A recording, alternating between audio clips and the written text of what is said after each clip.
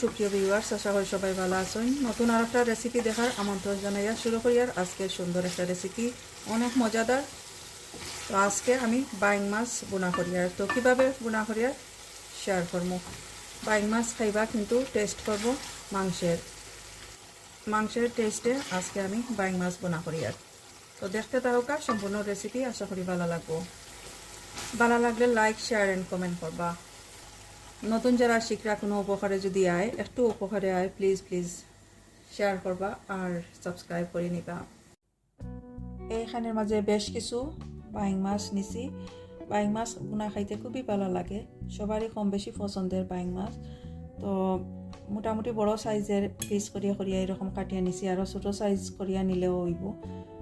তো skin of করে লাইছি, স্কিনটা ফালাই দিছি কাটিয়া। তো দইয়া পরিষ্কার করিয়া নিছি।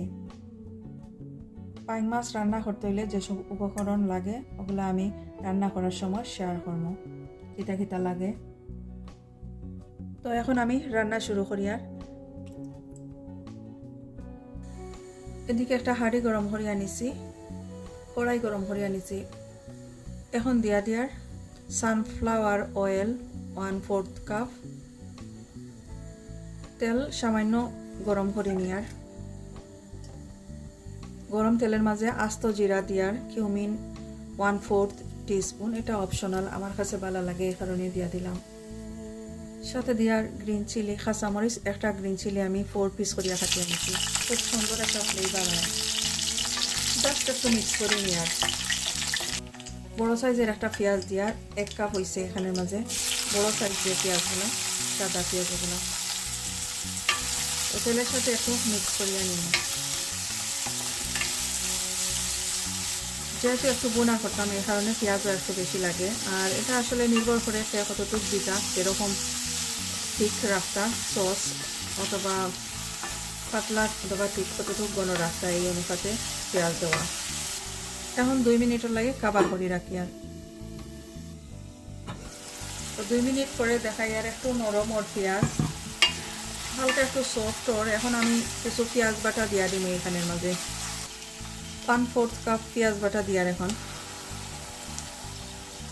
এখানে মাঝে আদা বাটা, জিঞ্জার বাটা আছে 1 টিস্পুন, আর এখানে রসুন গার্লিক 1 টিস্পুন। তো এগুলা দিয়ার সব কিছু ভালো করে মিক্স করে নিয়ে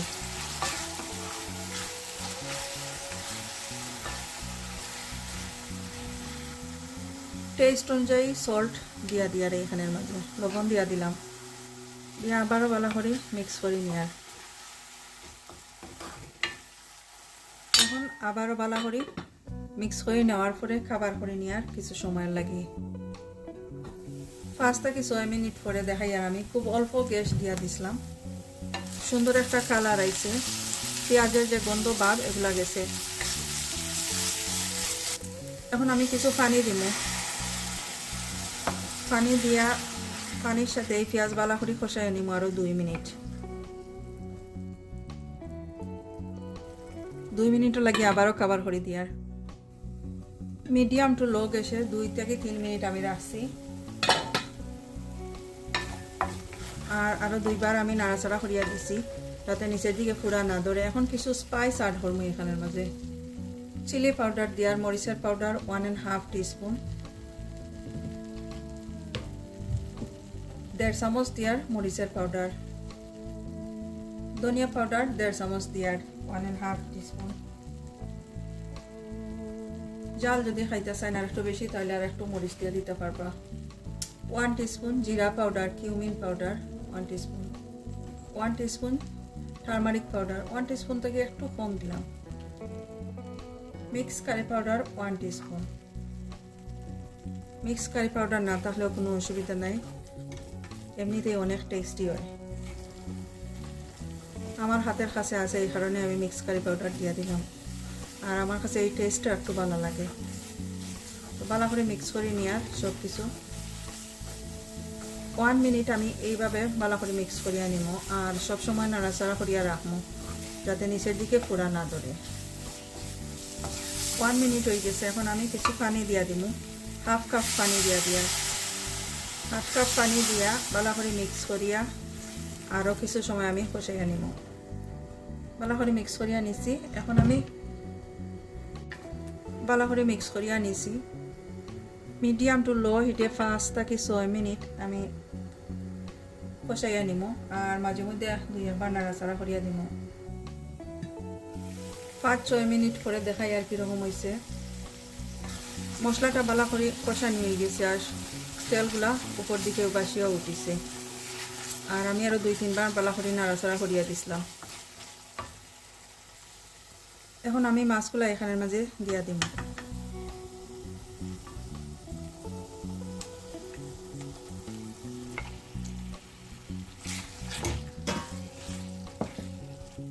মশলার সাথে ভালো করে মিক্স করে নিয়ার।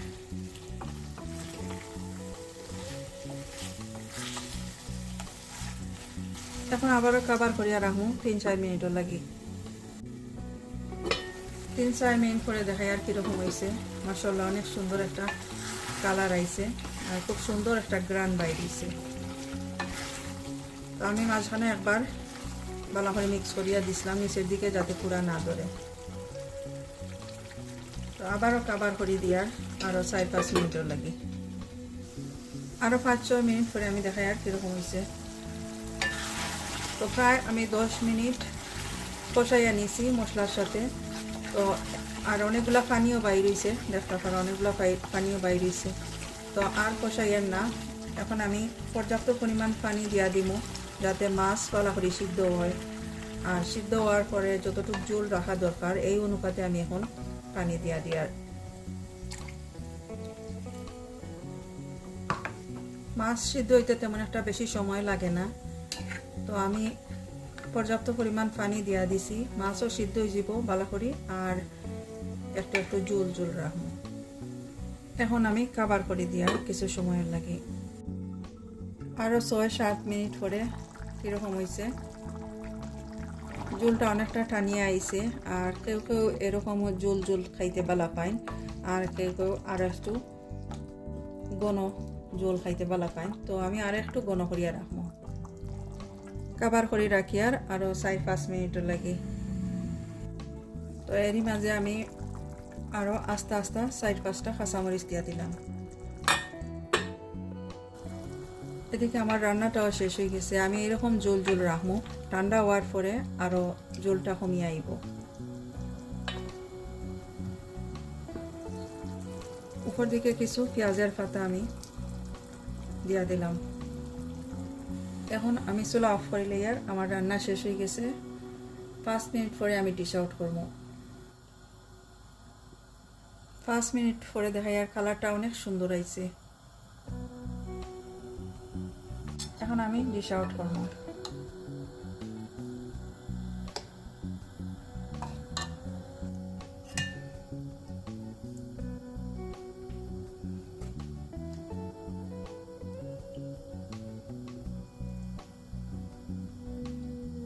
ঝোলটা দেখতে পারা কত সুন্দর হয়েছে আর খুবই টেস্টি, খুব সুন্দর একটা গ্রান বাইর হয়েছে। এই তো রেডি হয়ে গেল আমার বাইং মাছ বোনা। অনেক মজাদার, অনেক টেস্টি হয়েছে।